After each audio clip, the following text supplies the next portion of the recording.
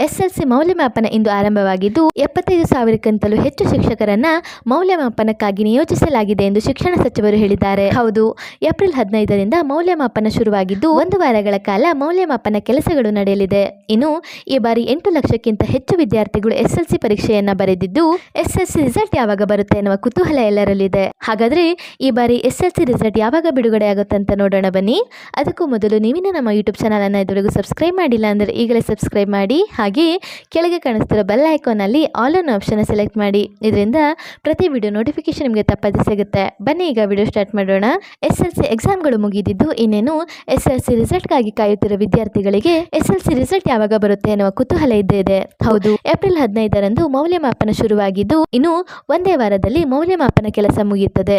ಈ ಬಳಿಕ ಮೇ 2ನೇ ವಾರದ 5 ಅಥವಾ 6ನೇ ತಾರೀಕಿನಂದು ಎಸ್ಎಲ್ಸಿ ರಿಸಲ್ಟ್ ಬಿಡುಗಡೆಯಾಗುವ ಸಾಧ್ಯತೆ ಇದೆ. ಹೌದು, ಈ ಬಾರಿ ಎಸ್ಎಲ್ಸಿ ಎಕ್ಸಾಮ್ ನಲ್ಲಿ 8 ಲಕ್ಷಕ್ಕಿಂತ ಹೆಚ್ಚು ವಿದ್ಯಾರ್ಥಿಗಳು ಎಕ್ಸಾಮ್ ಅನ್ನ ಬರೆದಿದ್ದು ಆದಷ್ಟು ಬೇಗ ಪೇಪರ್ ಇವ್ಯಾಲ್ಯೂಯೇಷನ್ ಮುಗಿಸುವ ಸಲುವಾಗಿ 75,000ಕ್ಕಿಂತಲೂ ಹೆಚ್ಚು ಶಿಕ್ಷಕರನ್ನ ಮೌಲ್ಯಮಾಪನಕ್ಕಾಗಿ ನಿಯೋಜಿಸಲಾಗಿರುತ್ತದೆ. ಆದ್ದರಿಂದ ಈ ಬಾರಿ ಎಸ್ಎಲ್ಸಿ ರಿಸಲ್ಟ್ ಅನ್ನ ಆದಷ್ಟು ಬೇಗ ಬಿಡುಗಡೆ ಮಾಡಲಾಗುತ್ತದೆ ಎನ್ನುವ ಸುದ್ದಿಗಳು ಸಹ ಹರಿದಾಡುತ್ತಿದೆ. ಆದ್ರಿಂದ ಎಲ್ಲ ಎಸ್ಎಲ್ಸಿ ವಿದ್ಯಾರ್ಥಿಗಳಿಗೆ ನನ್ನ ಕಡೆಯಿಂದ ಆಲ್ ದ ಬೆಸ್ಟ್. ಹಾಗೆ ಈ ವಿಡಿಯೋ ನಿಮಗೆ ಇಷ್ಟ ಆಯ್ತು ಅಂದ್ರೆ please like, share and subscribe to my YouTube channel.